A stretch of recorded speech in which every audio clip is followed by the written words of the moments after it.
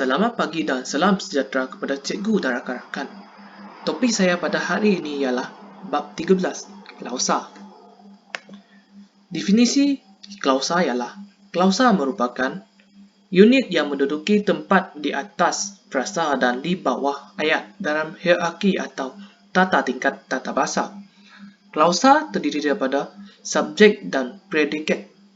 Dari segi binaan, klausa boleh jadi unsur atau bahagian dalam ayat. Klausa terdiri daripada frasa. Contoh ayat, ayah pergi ke hospital untuk berjumpa doktor. Daripada ayat di atas, kita mendapati dua klausa, iaitu klausa pertama, ayah pergi ke hospital. Klausa kedua, untuk berjumpa doktor. Ini telah membuktikan klausa dia merupakan ataupun menjadi unsur dan bahagian dalam ayat. Dalam klausa A, ayah merupakan frasa nama dan sebagai subjek. Pergi ke hospital merupakan frasa kerja dan menjadi predikat dalam klausa A. Untuk berjumpa merupakan frasa kerja dan menjadi predikat dalam klausa B. Doktor merupakan frasa nama dan menjadi subjek dalam klausa B. Ini telah membuktikan klausa terdiri daripada frasa. Klausa dan ayat. Klausa mempunyai satu persamaan dengan ayat, iaitu kedua-dua klausa dan ayat mempunyai subjek dan predikat. Contoh ayat, abang saya bermain tenis. Abang saya merupakan subjek, bermain tenis merupakan predikat. Ayat kedua, makanan itu sedap sekali. Makanan itu merupakan subjek, sedap sekali merupakan predikat. Kipas angin berpusing laju. Kipas angin merupakan subjek, berpusing laju merupakan predikat. Contoh klausa. Klausa pertama, abang saya bermain tenis. Abang saya merupakan subjek, bermain tenis merupakan predikat. Klausa kedua, makanan itu sedap sekali. Makanan itu merupakan subjek, sedap sekali merupakan predikat. Klausa ketiga, kipas angin berpusing laju. Kipas angin sebagai subjek dan berpusing laju sebagai predikat. Klausa dan ayat juga mempunyai tiga perbezaan, iaitu perbezaan pertama, klausa tidak menunjukkan maksud intonasi. Ayat telah memberikan intonasi seperti ayat penyata, ayat tanya, ayat perintah, ataupun ayat seru. Perbezaan kedua, klausa tidak dimulai oleh huruf besar, manakala ayat dimulai oleh huruf besar. Perbezaan ketiga, klausa tidak diakhiri oleh nokta, manakala ayat diakhiri oleh nokta. Klausa bebas dan klausa tak bebas. Terdapat dua jenis klausa, yaitu klausa bebas dan klausa tak bebas. Definisi klausa bebas ialah, klausa bebas merupakan klausa yang boleh berdiri sendiri. Klausa bebas menjadi tempat klausa tak bebas dipancangkan dalam ayat mazmum. Klausa tak bebas pula merupakan klausa yang tidak boleh berdiri sendiri. Klausa tak bebas dipancangkan dalam ayat mazmum. Pada lazimnya, klausa tak bebas ditandai oleh kata hubung pancangan seperti kerana, untuk, walaupun, akibat, yang, dengan, dan sebagainya. Contoh ayat. Ayat pertama, kertas itu koyak kerana digigit kucing. Dalam ayat pertama kita mendapati kertas itu koyak merupakan klausa bebas dan kerana digigit kucing merupakan klausa tak bebas. Ayat kedua, rumah itu rosak akibat dilandai ribut. Rumah itu rosak merupakan klausa bebas, akibat dilandai ribut merupakan klausa tak bebas. Ayat ketiga, Ibu masih ketawa, walaupun ibu bersedih. Ibu masih ketawa menjadi klausa bebas dan walaupun ibu bersedih menjadi klausa tak bebas. Kedudukan setengah klausa tak bebas boleh dikedepankan. Contohnya, ayat pertama, kerana digigit kucing, kertas itu koyak. Ayat kedua, untuk menambahkan tabungan keluarga, ayah bekerja keras. Klausa juga mempunyai fungsi sebagai subjek dalam satu ayat. Contohnya, ayat pertama, dia tidak membeli baju itu kerana harganya mahal. Dalam ayat ini kita mendapati subjeknya ialah dia tidak membeli baju itu, iaitu klausa bebas. Ayat kedua, untuk kami memujuk anak itu tidaklah mudah. Ayat ini kita mendapati subjeknya ialah untuk kami memujuk anak itu, iaitu klausa tak bebas. Ayat ketiga, bahawa dia menjadi pengerusi sudah pasti. Subjek untuk ayat ini ialah bahawa dia menjadi pengerusi, iaitu klausa tak bebas. Untuk di ayat keempat, saya akan datang jika ada kelapangan. Saya akan datang menjadi subjek pada ayat ini, yaitu klausa bebas. Ayat terakhir, yang berdiri di tepi tingkap itu, bakal isteri pemuda itu. Yang berdiri di tepi tingkap itu merupakan subjek dan merupakan klausa tak bebas. Selain itu, klausa juga boleh menjadi predikat dalam satu ayat. Contohnya ialah ayat pertama, orang yang prihatin yang akan membantu kita. Yang akan membantu kita merupakan predikat dan merupakan klausa tak bebas. Ayat kedua, mereka yang berjaya yang akan kami jemput.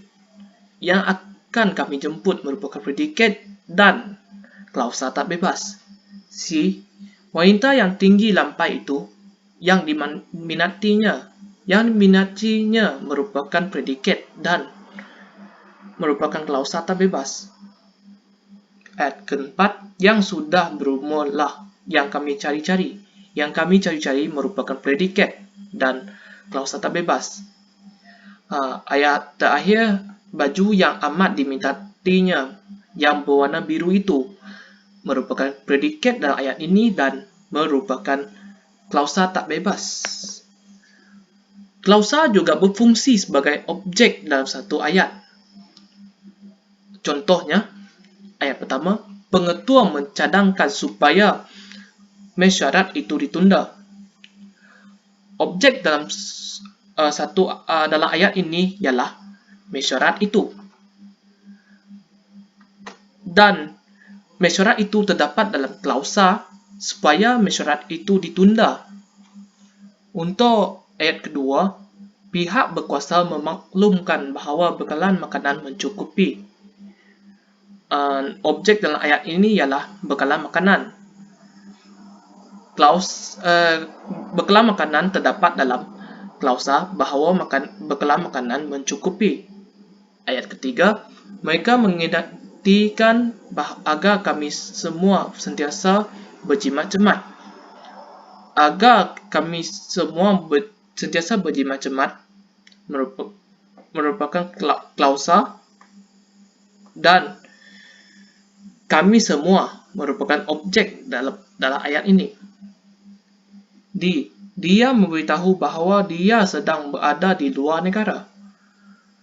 Dia merupakan objek dan bahawa dia sedang berada di luar negara merupakan klausa tak bebas. Ayat terakhir, ibu itu mengharapkan agar anak-anaknya pulang awal. Anak-anaknya merupakan objek dan terdapat dalam klausa agar anak-anaknya pulang awal.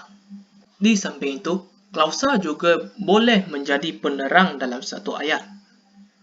Contohnya, ayat pertama, mesin pembasuh yang baru dibelinya besar. Yang baru dibelinya besar menjadi penerang kepada mesin pembasuh. Ayat kedua, rumah agam yang terletak di atas bukit itu milik orang kaya. Yang terletak di atas bukit itu milik orang kaya merupakan penerang pada rumah agam. Emak menyiang ikan yang dibeli oleh ayah pagi tadi merupakan ayat ketiga. Yang dibeli oleh ayah pagi tadi menjadi penerang pada ikan. Dia amat menyayangi kucing yang sudah lama dipeliharanya itu ayat keempat. Yang sudah lama dipeliharanya itu menjadi penerang pada kucing. Ayat terakhir, pelajar dari sekolah luar bandar yang berjaya akan diberikan beasiswa. Yang berjaya akan diberikan beasiswa menjadi penerang kepada pelajar dari sekolah luar bandar. Klausa juga mempunyai fungsi sebagai pelengkap. Contohnya, ayat pertama, mereka bercadang untuk menonton filem itu minggu depan. Untuk menonton filem itu minggu depan merupakan pelengkap dalam ayat A. Tanpa pelengkap, ayat ini tidak lengkap. Untuk ayat kedua, saya berpendapat bahawa projek itu wajar diteruskan. Merupakan pelengkap dalam ayat ini. Tanpa pelengkap, ayat ini tidak mempunyai makna. Ayat ketiga, Amerika Syarikat bersetuju untuk menambah dana PPP. Untuk menambah dana PPP merupakan pelengkap untuk ayat ini. Langkah itu bertujuan untuk meningkatkan prestasi pekerja. Untuk meningkatkan prestasi pekerja merupakan pelengkap. Dan ayat kelima, kata-katanya bermaksud seolah-olah kami mengetepikannya merupakan pelengkap dalam ayat ini. Terakhir sekali, klausa juga berfungsi sebagai keterangan ataupun kata adverba. Contoh, ayat pertama, orang tua itu resah kerana anak gadisnya tidak pulang-pulang. Ayat ini terdapatlah klausa kerana anak gadisnya tidak pulang-pulang. Ayat ini memberi keterangan musabab. Untuk ayat kedua, mereka tiba di rumah saya ketika hujan lebat. Ketika hujan lebat merupakan klausa dan menjadi keterangan waktu. Ayat ketiga, saya akan membelikannya kereta untuk memudahkan pergerakan. Untuk memudahkan pergerakannya merupakan keterangan tujuan. Dan ayat terakhir, ayah akan ke Melaka dengan memandu keretanya sendiri. Dengan memandu keretanya sendiri menjadi keterangan cara dalam ayat ini. Dan subtopik yang terakhir dalam bab ini, pengenalpastian klausa dalam ayat. Yang pertama, mengesan perbezaan antara klausa dan frasa. Klausa mempunyai ciri utama, iaitu klausa mempunyai subjek dan predikat, tetapi frasa tidak mempunyai subjek dan predikat. Contoh frasa dalam ayat. Ayat pertama, saya membantunya kerana permintaan ayah. Kerana permintaan ayah merupakan frasa dalam ayat ini. Ayat kedua, hadiah istimewa ini kami beli untuk guru kami. Untuk guru kami menjadi frasa dalam ayat ini kerana tidak mempunyai predikat dalam untuk guru kami. Untuk frasa, budak ini menangis hingga pukul 2 pagi. Hingga pukul pagi merupakan frasa kerana tidak mempunyai predikat. Bahagian yang dihitamkan bukan klausa kerana terdiri daripada frasa nama yang merupakan subjek. Kata hubung dalam ayat di atas seperti kerana, untuk dan hingga mempunyai fungsi sebagai kata sendinama dan tidak berfungsi sebagai kata hubung. Ini merupakan contoh untuk klausa dalam ayat. Ayat pertama, saya membantunya kerana diminta oleh ayah. Kerana diminta oleh ayah merupakan klausa kerana mempunyai subjek ayah dan predikat diminta. Untuk ayat kedua, hadiah istimewa ini kami beli untuk kami berikan kepada guru kami. Untuk kami berikan kepada guru kami merupakan klausa. Dan subjek untuk ayat ini ialah guru kami. Berikan kepada merupakan predikat. Untuk ayat terakhir, budak itu menangis hingga serak-suaranya. Hingga sorak-suaranya merupakan klausa. Serak merupakan predikat, suaranya merupakan subjek. Bahagian yang dihitamkan di atas merupakan klausa kerana mempunyai subjek dan predikat. Kedua, mengesan pengguguran sesuatu konstituen klausa. Lazimnya, dalam proses pemancangan klausa tak bebas pada klausa bebas berlakunya pengguguran. Contoh ayat. Yang pertama, dia ke klinik kerana sakit. Dalam ayat ini kita mendapati klausanya ialah kerana sakit. Tapi dalam ayat ini digugurkan perkataan dia. Yang ini merupakan ayat sebenar. Dia ke klinik kerana dia sakit. Untuk ayat kedua, abang tertidur lantaran keletihan. Lantaran keletihan merupakan klausa dalam ayat ini. Dan ayat ini terdapatlah pengguguran perkataan abang. Ayat sebenar, abang tertidur lantaran abang keletihan. Untuk ayat terakhir, gadis itu hilang ingatan akibat kemurungan. Akibat kemurungan merupakan klausa. Dan dalam ayat ini dia digugurkan dia. Ayat sebenar, gadis itu hilang ingatan akibat dia kemurungan. Tamatlah perbincangan saya pada hari ini. Terima kasih.